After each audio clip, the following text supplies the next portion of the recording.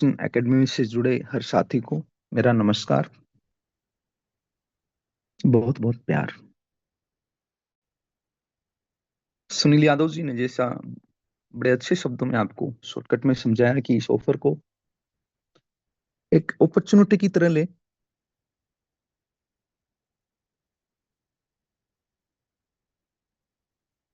अपनी टीम को अपनी कामयाबी को बड़ा करने के लिए जरूरी होता है कि हमारे सामने जो भी बुनिंजा आता है उस बुनिंजा को एक एक्सेप्टिव लीडरशिप मोड के अंदर स्वीकार्यता के साथ सबके बीच में लेके जाना होता है। उसी के बेस पर हमारी एक्सेप्टेंस जो है वो प्रेजेंटेटिव बनती है, एक्सेप्टिव बनती है। आइए दोस्तों आगे बढ़ते हैं थोड़ा सा। थोड़ी सी आज की जो हमारी जानकारी है वो क्रिप्टो करेंसी, ये शब्द क्या है इसके ऊपर है। क्रिप्टो प्लस करेंसी, ये दो शब्दों से बन के बना है।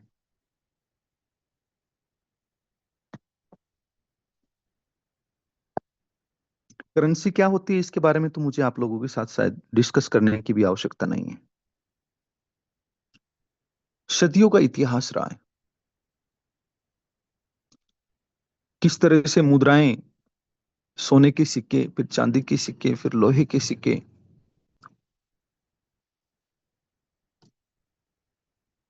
और वो सिक्कों की दुनिया आज भी चलती आ रही है। और सिक्कों की दुनिया के साथ कैसे 1950s के आसपास चाइना का कागज का नोट आना, पेपर मनी जिसको हम बोलते हैं, पेपर मनी से ड्राफ्ट मनी का आना, ड्राफ्ट मनी से चेक्स का आना, और चेक्स के बाद धीरे धीरे हमने दुनिया को बदलते देखा। ऑनलाइन पेमेंट्स जिसको हम बोलते हैं, ट्रांसफर के माध्यम से आईएमपीएस, आरटीजीएस। फिर हमने यूपीआई का वो जमाना देखा जहां आप एक मोबाइल से दूसरे मोबाइल पे अपने अकाउंट से किसी भी अन्य अकाउंट में तुरंत पैसा ट्रांसफर कर सकते हैं।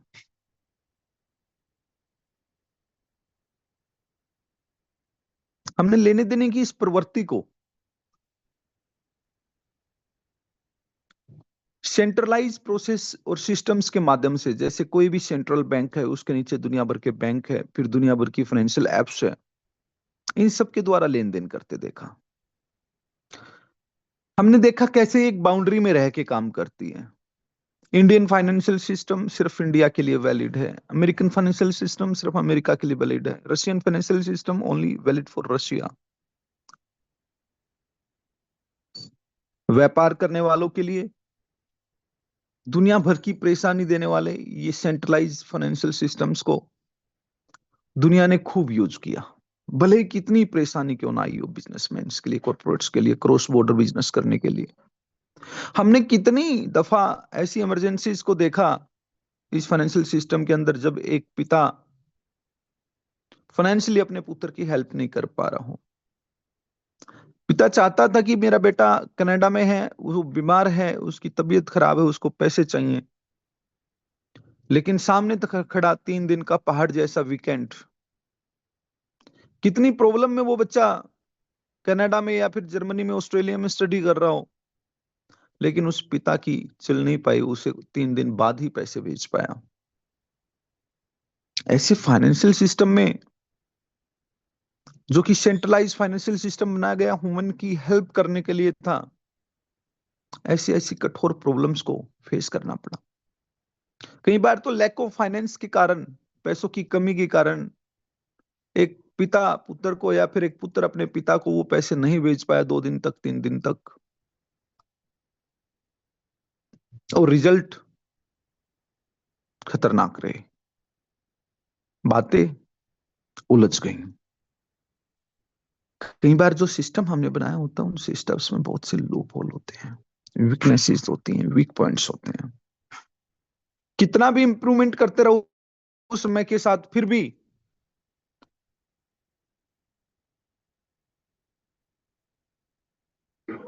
वो इम्प्रोवाइजेशन उतना फिट नहीं बैठता, उतना ट्रांसपेरेंट नहीं हो पाता जितना कि चाहिए होता है आज की दुनिया को। सेंट्रलाइज फाइनेंशियल सिस्टम, इस करेंसी को जब हम पूरा डीपली वे मुद्राओं से लेकर आज एडवांस मनी ट्रांसफर एप्स तक जाते हैं, तो हम देखते हैं कि ये सेंट्रलाइज होने के कारण, हर देश का अलग फाइनेंशियल सिस्टम होने के कारण, वो फ्रीडम लोगों के पास नहीं है कि दुनिया भर में आज ग्लोबल मार्केट की बात चल रही है, ग्लोबल कनेक्टिविटी की बात चल रही है, लेकिन ग्लोबल फाइनेंशियल एक्टिविटीज की बातें नहीं हो पाती। आज भी सेंट्रलाइज सिस्टम के अंदर वो फ्रीडम ग्लोबल फाइनेंशियल एक्टिविटीज की नहीं है जो कि देखने को मिल जानी चाहिए थी अभी तक। वो ट्रांसपेरेंसी आज भी मिसिंग है, जिस ट्रांसपेरेंसी के आधार पे हम ये बात करते हैं कि ग्लोबलाइजेशन होगा। आज भी सेंट्रलाइज फाइनेंशियल सिस्टम के पास बहुत सी अधूरी इंप्रूवाइजेशन हैं, जिन सभी समस्याओं को फुलफिल किया डिसेंट्रलाइजेशन ने।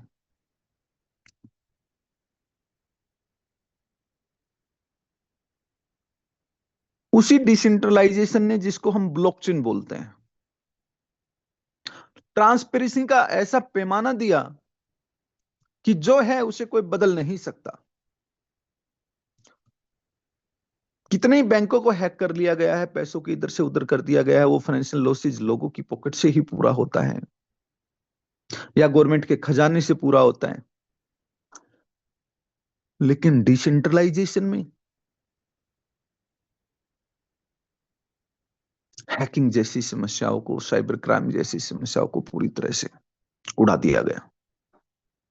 सेफ्टी और सिक्योरिटीज और ट्रांसपेरेंसी तीनों का वो नमूना पेश किया गया जिसकी आदत या जिसके आभास को लोगों ने कभी महसूस तक ना किया हो।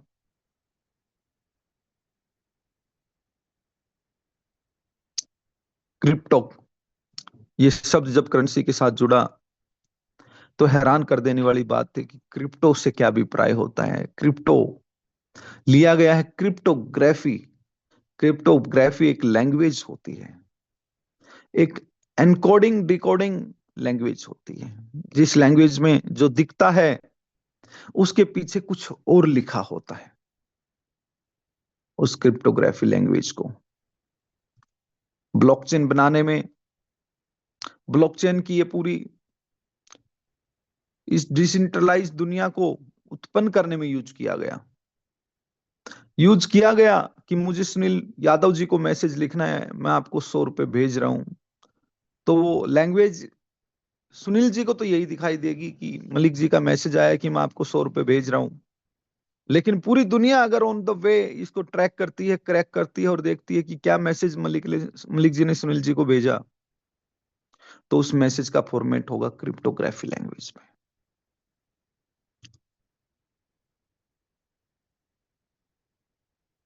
AXY PhD अल्फा $#, SUKTM, इसका क्या अभिप्राय हुआ?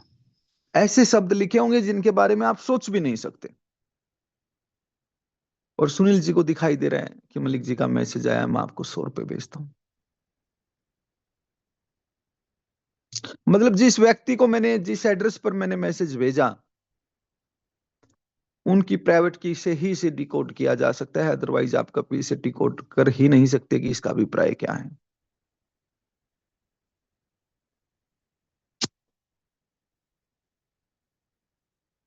ऐसी क्रिप्टोग्राफी लैंग्वेज जो सेफ्टी और ट्रांसपेरेंसी दोनों का महत्व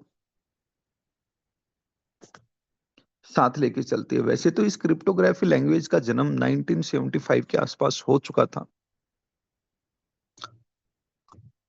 इसको क्रिप्टोग्राफी भी बुलाया जा चुका था 1990 से। तो बहुत से कंट्रीज की, अमेरिकन, अलग अलग कंट्रीज की आर्मी अपनी आर्मी की चीजों को सेफ एंड सिक्योर रखने के लिए क्रिप्टोग्राफी लैंग्वेज का उपयोग करती रही। लेकिन जैसा हम सभी सुनते हैं, संतोषी संतोषी नाकामो को